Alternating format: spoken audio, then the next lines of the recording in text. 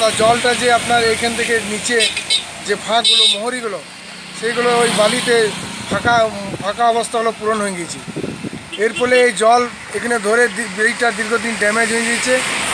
আর সাধারণ মানুষের চলাফেরা তো হচ্ছে যখন তখন জল যে আছে এখানে ব্রিজে থাকার ফলে বিশেষ করে ব্রিজটা নষ্ট হয়ে যাবে। তো এই জন্যে মানুষের ভাবা উচিত, সচেতন হওয়া উচিত। এই বালিগুলো জমছে বীরভূম থেকে যে নদীপথে অবদ্ধ বালি পাচার হচ্ছে বর্ধমান যাচ্ছে, বর্ধমান যাওয়ার ফলে এখানে বালিগুলো উড়ে যে আছে আপনার ব্রিজে রাখছে। এই ব্রিজে বালিগুলো থাকার ফলে এখানে ওই যে ফাঁকগুলো জল যে যাবে সেই ফাঁকগুলো বন্ধ হয়ে যাচ্ছে।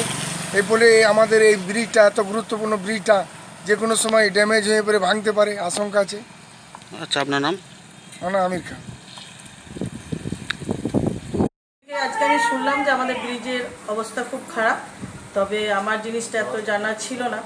আমি আমার বিডিও সাহেবের সঙ্গে এই বিষয়ে আলোচনা করব যে কিভাবে কি করা যায়, যাতে সুবন্দোবস্ত করা যায় সেই নিয়ে আলোচনা করব।